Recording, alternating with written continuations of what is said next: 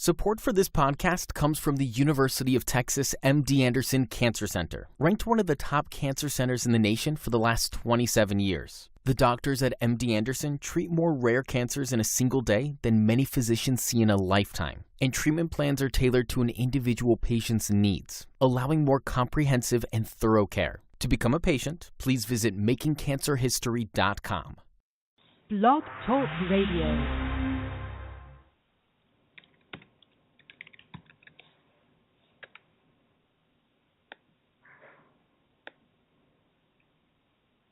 Blog Talk Radio.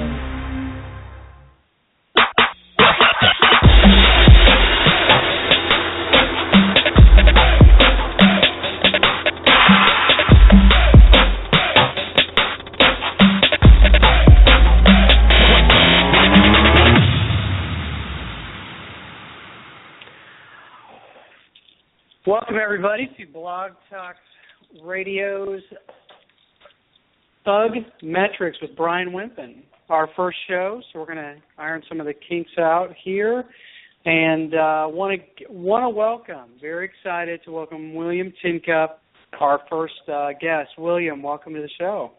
Hey, brother, how are you? I'm doing really well. So it's nice to grab some time. We appreciate it. So for everybody, William is a principal and principal analyst for Key Interval Research, a fairly new venture in the scheme of things, and definitely one of the leading pundits of software adoption and how that suits you really well or really poorly in the organization. So tell us a little bit about Key Interval Research. Sure. Just give us the.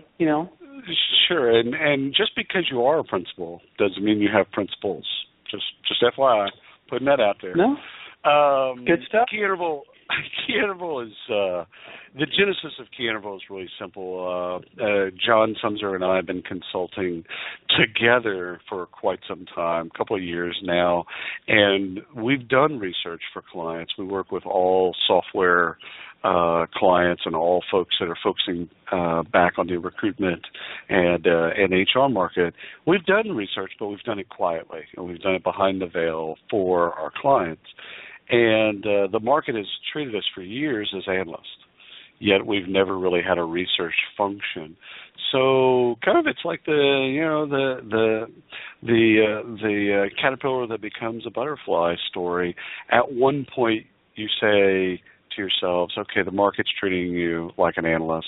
You're doing research, but you're not doing publicly facing research. It's probably time for you to kind of grow up and evolve and do this bit where you do publicly facing. So that spawned 1,000 conversations between John and I. And what we're curious about is the intersections of HR and technology in particular, and where our brethren, the Gartner, Aberdeen, IDC, Forrester, Brandon Hill, of the like, a lot of them, what they do is they focus on making the vendor landscape make sense. And it's all crucial work. It's work that we're not doing, and we're not really focused on trying to make a landscape make sense to a practitioner. So, like, for instance, global LMS vendors, like, throw a rock. How do you figure that market out? Well, there's great analyst firms that are doing that type of work. John and I are focused more behind the veil when HR confronts technology and interacts with technology and uses technology and adopts technology. What goes on there? And there's a bunch of myths and anecdotes and facts and this, that, and the other all flying around. And truth is, no one really knows. And so we're curious about that. We've got a very aggressive research calendar for 2015. People are subscribing left and right, which is great because they believe in John and I, and they believe it will create both great research but also come to some really interesting and compelling recommendations. And it's all practitioner-centric. We get this question asked of us at least once a day, is our research for the vendors or for practitioners, and it's for practitioners. How vendors will use this is they'll get smarter in sales, marketing, and product, and it'll help them interacting with both prospects that happen to be practitioners and customers that are practitioners. So it'll make vendors smarter. make no doubt about it. But really, it's a game of us getting to know the HR practitioner in a more significant way as they interact with technology. So that's Key Interval. Go to the website, do all that stuff. It's fun working with somebody that you like and respect and all that other stuff. But truth is, we get to go and explore all of our curiosities, and that isn't a bad thing. For sure. Well, I mean, I don't need to wish you guys luck. It's going to be fun to watch, see what you guys come out with research-wise. I'm a big fan, obviously, of both of it and the way you guys think, the impact you've made on the industry. So Thugmetrics, the whole genesis of this show and the conversations that I'm going to have in 2015 is around like big data, the things that make people cringe around, data intelligence and data analytics, all the way to the things that make people just shake their head in amazement at some of the nuggets and insights that can be extracted from data. So where for your clients, let's back up. Where for yourself do you kind of approach the whole data intelligence question, kind of in your wheelhouse? Absolutely.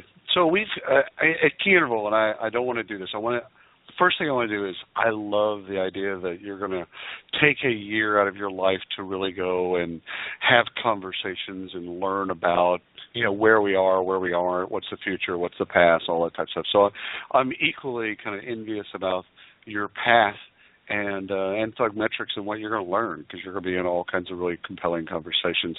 Sans this one, of course. This one might not be as compelling, but all the other ones after this one are going to be extremely compelling, especially when compared to this one. At Key Interval, we've got two ways that we're dealing with data, and one way is, what are the metrics and analytics that are people really using today? So in 1 month, we're going to be really kind of drilling down with 70 or so questions about, okay, cut out the myth and the facts and get right down to the heart of the matter. You can only measure 3 things. What are they, et cetera? Because I want to know, what are people really using right now? Because you can measure 10,000 things, and it isn't a game on whether or not you should measure 10,000. Let's say you can. Should you? And if you should, then what are the ones that are going to get rolled up as the most important? And that's going to depend on the company, the industry, the size of employee head count. It's going to depend on where you sit in the organization, if you're a CHRO or the sourcer in a 15-person recruitment team. All those things are going to be dependent on a lot of stuff. But at the end of the day, people are measuring. They're using measurements, they're using analytics, they're using metrics, they have some data standards. They are doing that stuff. And so one report's going to be about, what does that look like? The other is a report that's going to be looking at data models, completely different, similar but different, in that we're really curious as to, how do people have structured data discussions? How do people actually come to grips with what should be the data standard?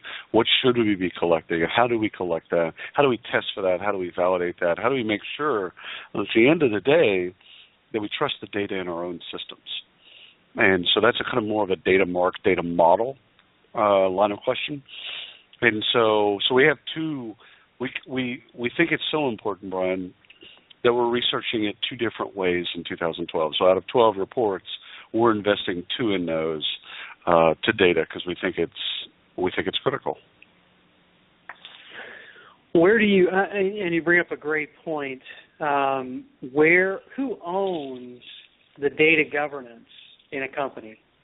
Well, it used to be the CIO. I mean, because it would fall under information CTO, CIO. With SaaS and HR and recruiting, it's gotten displaced. So who owns it is a question of, well, who cares enough about it to be the champion? And so far we're not seeing that that's in HR. And it needs to be, because typically people are sitting on, 13 to 15 different systems. Those systems don't do a great job of talking together or with one another and being integrated, and they have different data standards. So it's something as simple as the payroll record is last name, comma, first name. And in the ATS, it's first name, last name, no commas, and a space between last name and first name. And in the succession management software, it's first name, no spaces, comma, last name. So that's kind of like a simple example of just like name. And if those things don't talk, how do you ever get a real picture? So who owns it? I don't think anyone owns it. I think that's why we're here at the place we're at. And I think some of the discoveries that you'll make along the way this year is that we need the CHRO needs to be a data wizard, needs to be a data manager, needs to be a data czar, if you will. Well, excellent. So I have definitely 3 questions that I want to make sure and get asked, because we could talk about a lot of things. Data's wide open. It's a big term. So where do you start with your clients, or sitting across having a drink or a cigar with somebody who's like, grabbing some of your time because they feel that you can change their lives relative to data at a conference or a cocktail party, and they say, William, how do I get my hands around what do I want to use the data for in my company? Well, I think this is a question that keeps people up at night. What do I want to use it for?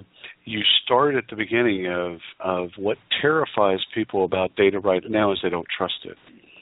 And most of what is in data and HR data in particular is a game of how do you fall in love with the data that you have, how do you believe it, how do you trust it, and so that you can make informed decisions. And then your question then is right behind that is, well, what decisions should you be looking at, and how does data inform that? So at the end of the day, you got to go backwards. And this is what's the unsexy part of data right now is it's a reclamation project. Data that moves throughout the organization, in particular in HR, is plumbing. So what should we measure and why? Well, at the end of the day, I believe that the most important metric in HR is the retention of top talent.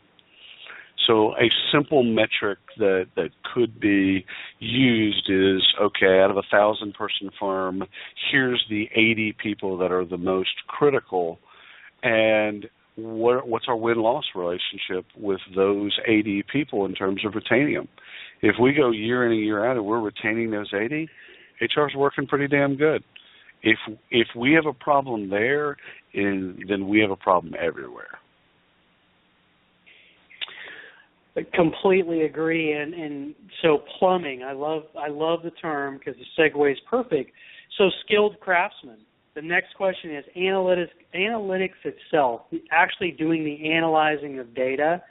What's going to happen when you can't find the capabilities and the skills to get that done? Even now you've got the question pinned down, what do you want to use the data for? It's like, okay, how in the hell are we going to dive into the data with people that really know what they're doing? The skill gap on that. Where do we go?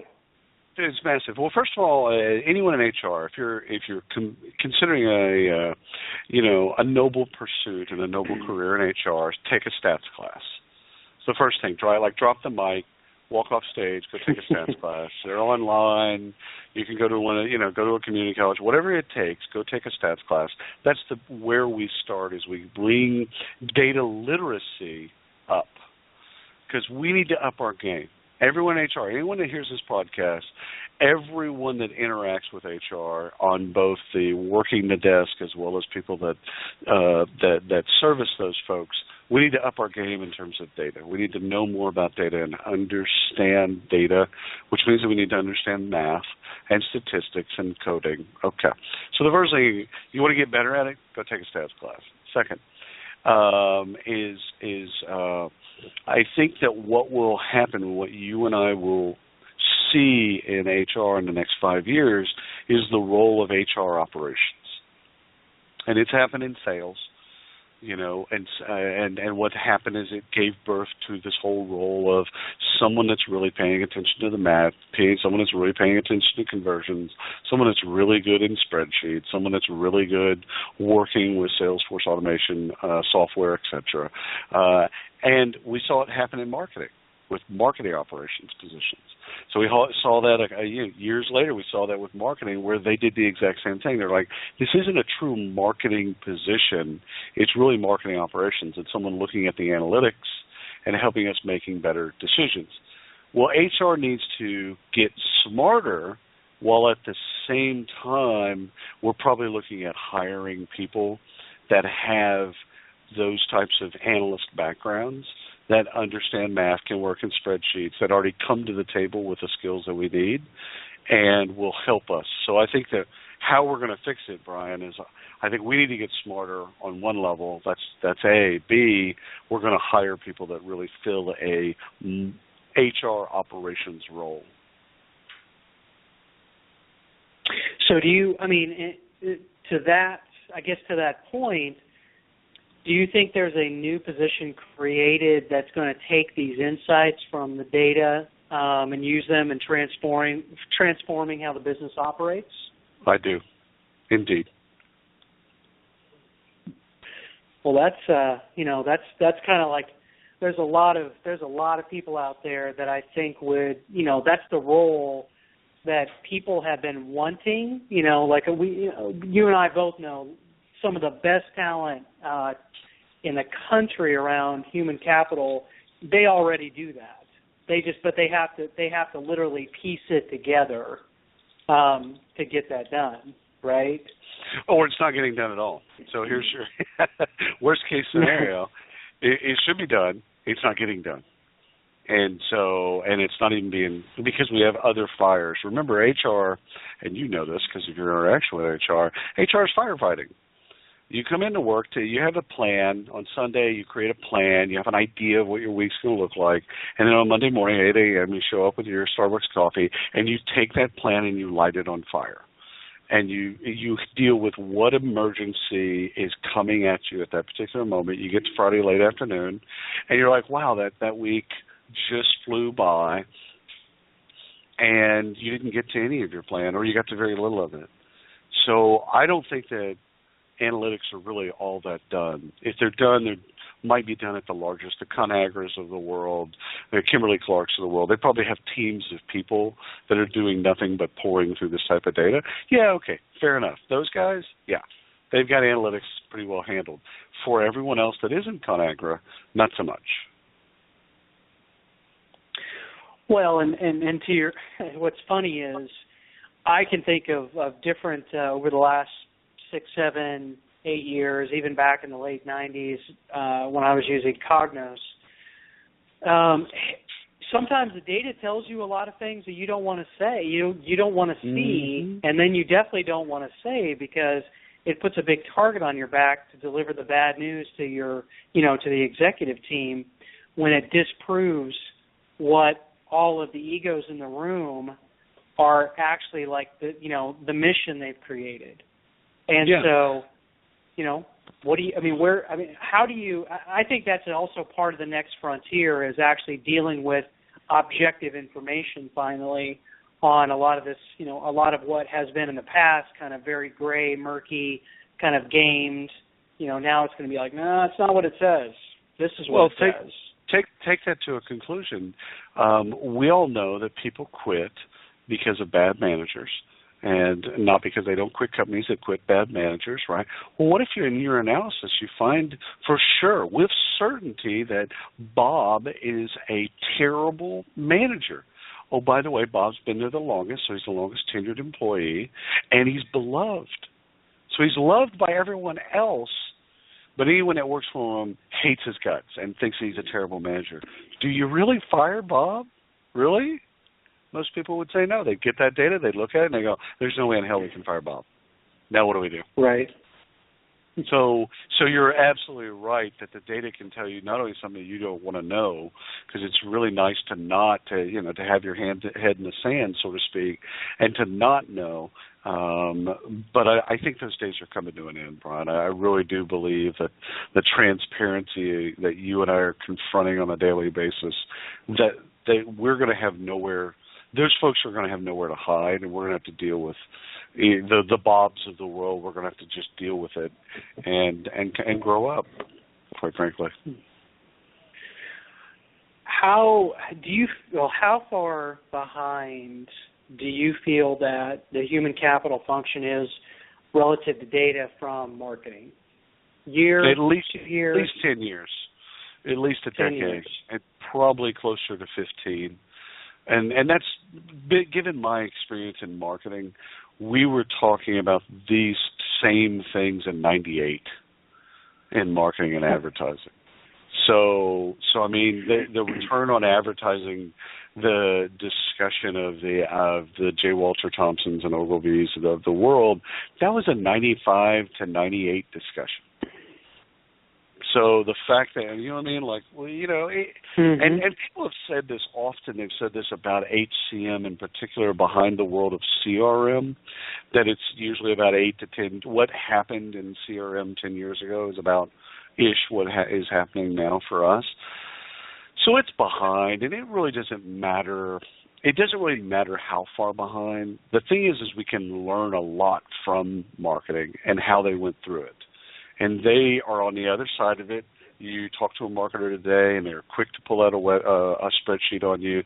They're quick to talk about analytics. They know how to create pivot tables. Like they're just comfortable. You can't have an art discussion with a marketer anymore. Gone are those days. So you like, I've been in conversations with marketers recently, and I'm like, it's the difference between Manet and Monet, and they have no idea what I'm talking about. No idea what I'm talking about. And so I kind of, part of me hates that, because as a marketer you should know something about art. At least from my perspective, you should know something about art. So I don't want to lose that in HR. We are in the people business. We are people, and that's not something you run away or shy from. That's actually a good thing. That's what makes us a human. And I don't want to squeeze the humanity out of human resources. So I want to take all the good things out of technology and data, but I don't want to lose our humanity in the process. What was kind of the pain point or the tipping point, like in the marketing advertising function, that they really dug into analytics? Anything you can really pinpoint? Yeah. Well, they were forced at gunpoint, but they were just like HR. They were forced because it's about budget. It's the allocation of dollars and budget. So they had to get, quote unquote, smarter around what was working and what wasn't. So the analytics that back then, you had to know, you've only got, $100,000 in budget. Where do you spend the money? You've got to know return. And so ROI became, it's a zero-sum game. If you put $10,000 towards this expenditure, you have $90,000 left. So now what? So they were really forced, Bryan, at gunpoint to become more analytics oriented, but it was all around budget. And ours, I don't know, in HR, I don't know if it's all just around budget. I think it's other people looking for us to make business decisions from data. So data-driven business decisions, if you will. And I think people are looking for HR to do that, but I don't think it's as closely tied to budget as it was in marketing.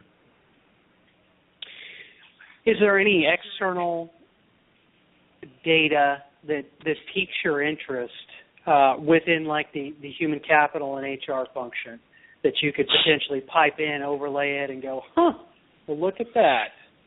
Yeah, I think customer data, anytime you can get customer data and pull out customer data, even if it's ratings data from like a TripAdvisor or Glassdoor or just anything that's outside that can give you some customer data. And there's nuanced stuff, like in healthcare, tying it to patient satisfaction. So having all the HR data over here, and then over here you have this thing that drives most healthcare establishments as patient satisfaction, bringing those together. bringing those two data sources together, if you will, and overlaying, I think will yield really great results. In the restaurant sector, you're looking for customer satisfaction, or at the tabletop, you want to know who's doing well at the tabletop, and how does that related to performance data, that we see in performance management software, and how does it inform compensation, succession, and other things. So I think that every industry is probably going to have nuanced stuff. So I don't think it's going to be just, everyone should have these 5 data. I think inside the industry that you are, you want to look outside of HR for other types of data that you can bring to HR, and vice versa, where we can port data to them as well. Excellent. So last question. Great conversation, by the way. Social sensing. Where do you pull in like social behaviors and social data? Like, where's that going to put the biggest amount of pressure on just overall data intelligence? I think where it makes sense. I mean, on some level, the rule of publicly praise, privately criticize, I think that's been a rule that's been around for 1,000 years-ish. I don't think that changes. I don't think that just because you connect someone's Twitter feed to their performance management data, I don't think that that's necessarily a bad thing. It's just, what are you going to get? I mean, Ripple did this years ago, where they basically said performance reviews suck, and oh, by the way, they're social, or they should be social.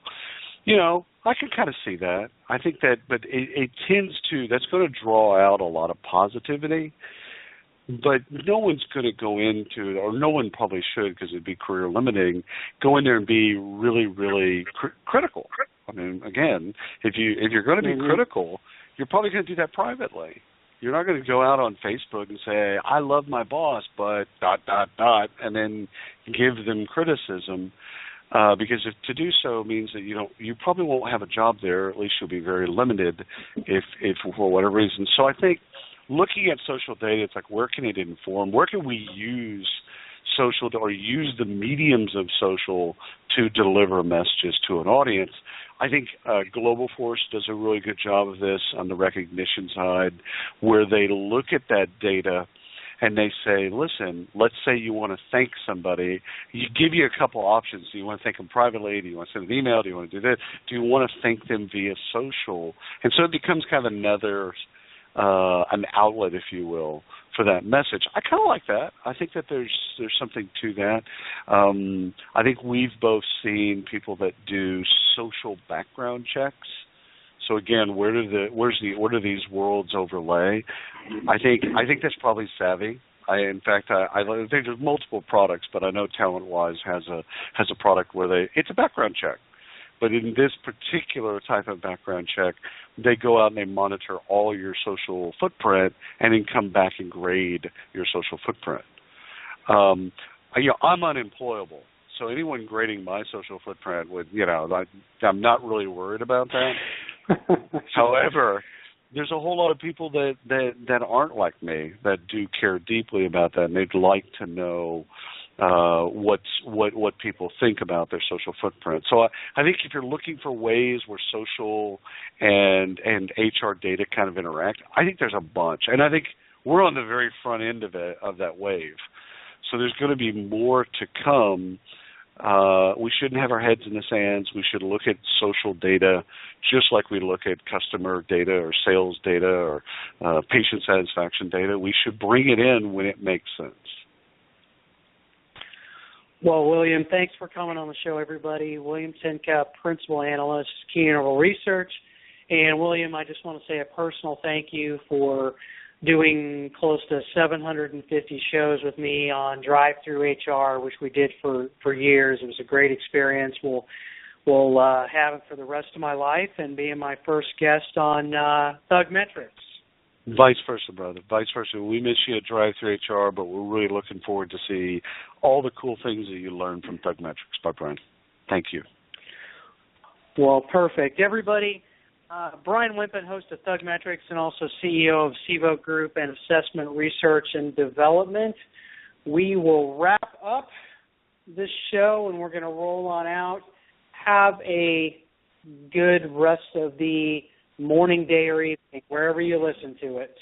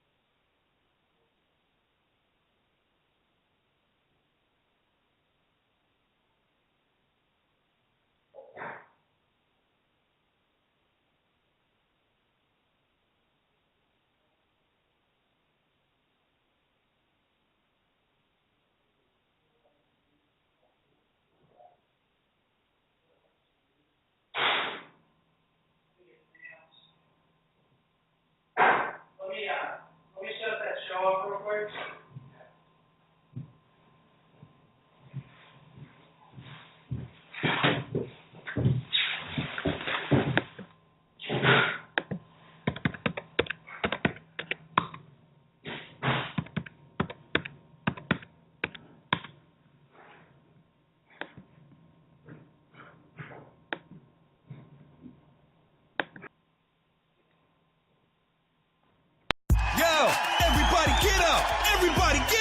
Everybody needs to understand that I'm more than simply a hype man for this rap group, just like Geico is more than just a company that can save you money.